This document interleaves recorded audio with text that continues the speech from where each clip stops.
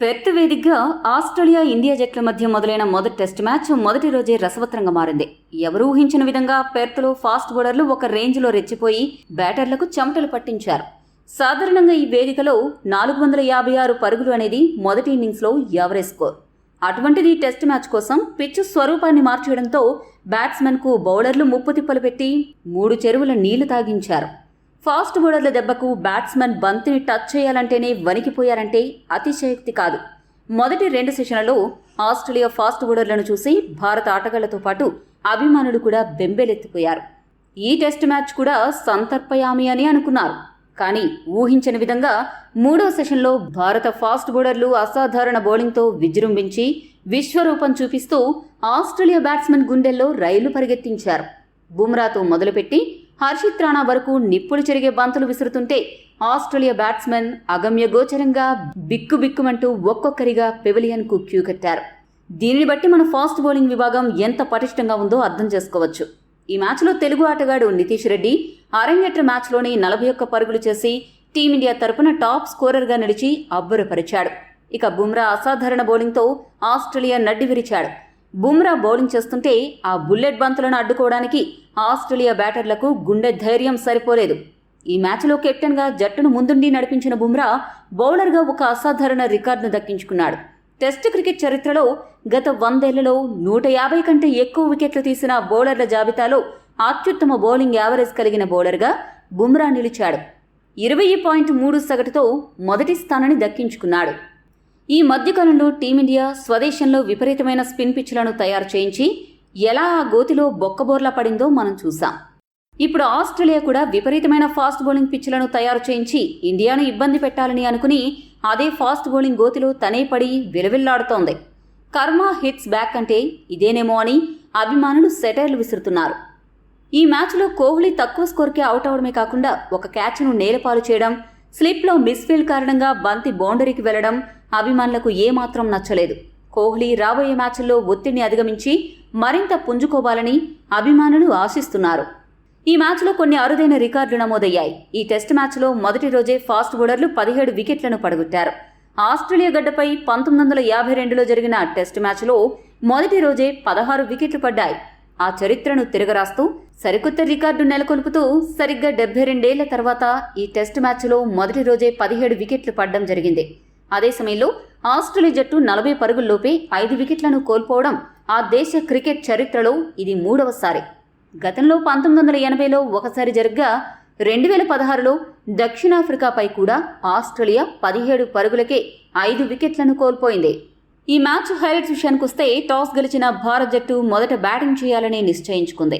బ్యాటింగ్కు దిగిన భారత బ్యాట్స్మెన్కు ఆస్ట్రేలియా బౌలర్లు ఆరంభంలో చుక్కలు చూపించారు. భారత బ్యాట్స్మెన్లలో చాలా మంది యువ ఆటగాళ్లు ఉండడంతో ఆస్ట్రేలియా పిచ్పై ఎలా ఆడాలో తెలియక విపరీతంగా ఇబ్బంది పడ్డారు. ఆ ఇబ్బంది వారు చేసిన స్కోర్లలో ప్రస్ఫుటంగా కనపడింది. Opener Jaiswal 0 పరుగులకు, 1 down batter Padikkal 0 పరుగులకు, 4వ స్థానంలో వచ్చిన కోహ్లీ అవుట్ అయ్యారు. కోహ్లీ ఈ మ్యాచ్లోనైనా జూలు విదిలిస్తాడేమో అని అనుకుంటే కేవలం 5 పరుగులు మాత్రమే చేసి వెనుదిరిగాడు. అయితే చాలా కాలంగా విమర్శలు ఎదుర్కొంటున్న కేఎల్ రాహుల్ ఈ మ్యాచ్లో ఓపెనర్గా బరిలోకి దిగి అద్భుతంగా ఆడుతూ ఆస్ట్రేలియా బౌలర్లను సమర్థవంతంగా ఎదుర్కొన్నాడు. క్లిష్ట పరిస్థితుల్లో ఏకంగా 26 పరుగులు చేసి క్రీజులో కుదురుకున్నట్లు కనపడినప్పటికీ థర్డ్ ఎంపైర్ ఇచ్చిన వివాదాస్పద నిర్ణయం కారణంగా పెవిలియన్ చేరవలసి వచ్చింది. బంతికి బ్యాట్కు స్పష్టంగా దూరం ఉన్నట్లు రీప్లేలో కనపడుతున్నా అన్ని యాంగిల్స్లో థర్డ్ ఎంపైర్ చూడకపోవడం వల్ల కేఎల్ రాహుల్ అన్యాయంగా బలయ్యాడు. ఇటువంటి పరిస్థితుల్లో 5వ స్థానంలో బ్యాటింగ్కు వచ్చిన రిషబ్ పంత్ యాంకర్ రోల్ పోషిస్తూ ఆస్ట్రేలియా బౌలర్లను చక్కగా ఎదుర్కొంటూ స్కోరు బోర్డును ముందుకు తీసుకెళ్లాడు. అయితే ఆ తర్వాత వచ్చిన బ్యాటర్లలో జురెల్ 11 పరుగులకు, వాషింగ్టన్ సుందర్ 4 పరుగులకు అవుట్ అవ్వడంతో టీమిండియా 73 పరుగులకే 6 వికెట్లను కోల్పోయింది. ఈ పరిస్థితుల్లో పంత్, నితీష్ రెడ్డి ఇద్దరూ కూడా అద్భుతమైన బ్యాటింగ్తో ఆస్ట్రేలియా బౌలర్లను ఎదుర్కొని 7వ వికెట్కు 48 పరుగుల కీలక భాగస్వామ్యాన్ని నెలకొల్పారు. టీమిండియా ఇన్నింగ్స్లో ఇదే టర్నింగ్ పాయింట్గా నిలిచింది. ఈ ఇద్దరు ఆ భాగస్వామ్యం చేయకపోయింటే టీమిండియా బాగా ఇబ్బంది పడేది. ఈ మ్యాచ్లో కమ్మిన్స్ బౌలింగ్లో పంత్ కొట్టిన 6 అభిమానుల చేత కేక పెట్టించేలా చేసింది. కిందకు వంగి కింద పడుతూ కొట్టిన 6 చూసి ఆస్ట్రేలియన్స్ ఆశ్చర్యపోయారు.